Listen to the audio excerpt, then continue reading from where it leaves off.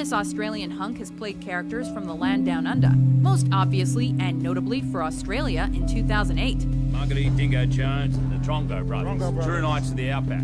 His biggest successes and box office hits have been playing American characters. That's a rare thing. For people like us. His first massive hit was in 2000, portraying the mutant Wolverine in X-Men. And although an unknown before the superhero film, his became a household name overnight. Sequels in the X-Men franchise, as well as standalone films like Real Steel, Relax, kid. You've got a whole life of fine living ahead of you. and The Prestige, showed that his place in American cinema won't disappear anytime soon. Well, then I guess you've got nothing to worry about, do you? Number 7, Robert Downey Jr. But have I made it clear how much the movies terrify me? Born in Manhattan, New York, Downey's ability to disguise himself both physically and vocally has proved to be one of his greatest assets. Because they feel what I say is dangerous. Where does it all end? His first Oscar-nominated performance was actually as the British actor and filmmaker Charlie Chaplin. It must be new. As his film career continued, he became proficient at the Australian accent, We're talking about nothing less than television history.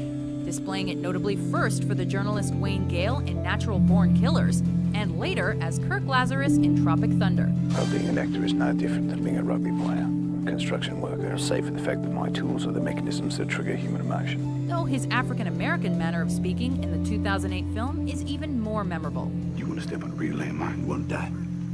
Huh? You want to get shot by a real motherfucker? Number 6, Colin Farrell. We're now operating under my supervision. The Dublin-born actor has showed off his Irish lilt in films such as Undine and In Bruges. They all have funny names, don't they? But many American moviegoers were surprised to learn of his heritage due to his flawless American inflection. His command of the accent has been shown time and again in action films like Minority Report, Power's always been with the priests. Total Recall, You believe those stories? and Miami Vice. Where you from? But whether he's holding us at the edge of our seats or making us laugh with comedy roles like Bobby Pellet in Horrible Bosses, Yes. Sit. Not a dog, Bobby. Good boy. one thing's for sure. As far as we're concerned, for the length of the film, he is American. Now I'm sneezing dust bunnies. Is that diabetes? Number 5, Viggo Mortensen. Hey, I'm driver. I go left, I go right, I go straight ahead. That's it. Born in New York City, New York, Mortensen probably never guessed starting out that some of his most famous roles would be playing non-Americans.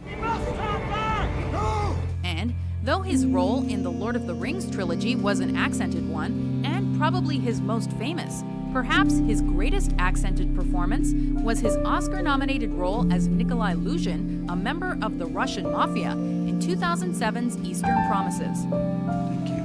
Mortensen further demonstrated that his expertise at accents was not limited, That, if I may say so, is an exquisitely Protestant remark. wowing us with his spot-on British accent with hints of Austrian for Sigmund Freud in A Dangerous Method, and his gruff Southern accent in Hidalgo. Thank you, sir. That's mighty interesting. Number 4, Christian Bale.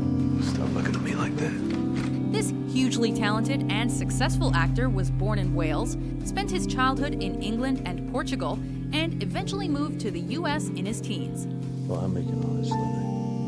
It may be this exposure to different cultures that equipped him to take on non-British roles, This time my enemies shared my dread. such as his internationally acclaimed role as Batman in the Dark Knight trilogy, with such ease. I'm Batman. Come on, you know an English actor is good when directors choose him for films like American Hustle and American Psycho over actual, Americans.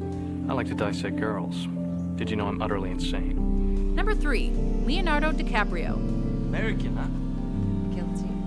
Well, Americans usually are. Much can be said about the talent of this multiple Oscar-nominated actor, but his skills in the accent department are highly regarded. Yeah, I've heard that one before. No matter what part of the United States his characters may come from, he gets the inflection every time. Whether it's for Frank Abagnale in Catch Me If You Can, Are you sure this is the suit, right?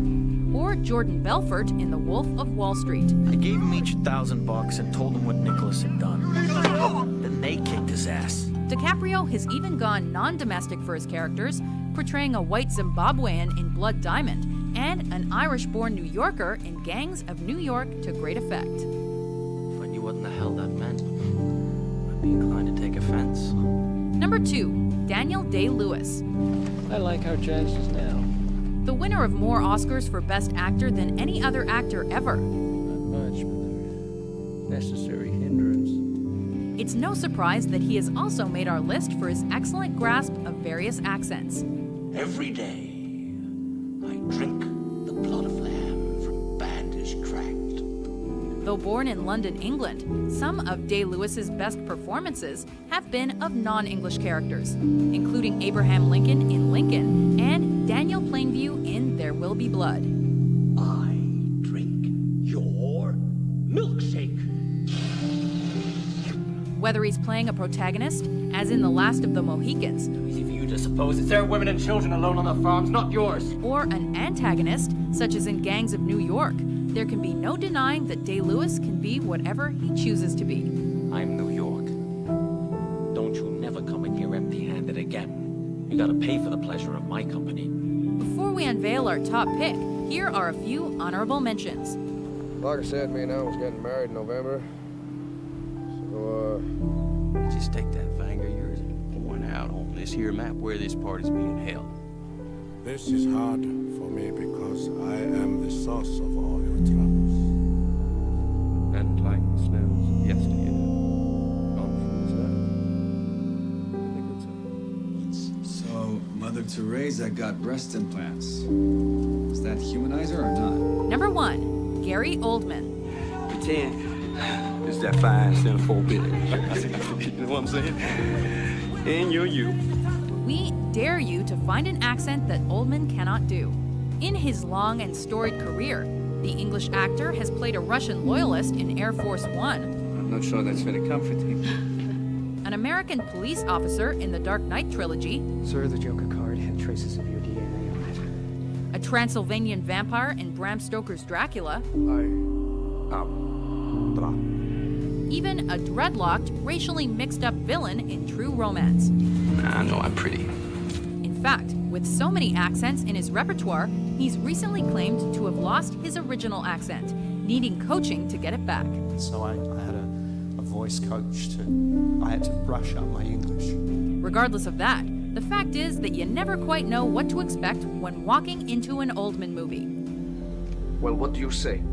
And that's the way we like it. That's what you do. Do you agree with our list? Which actor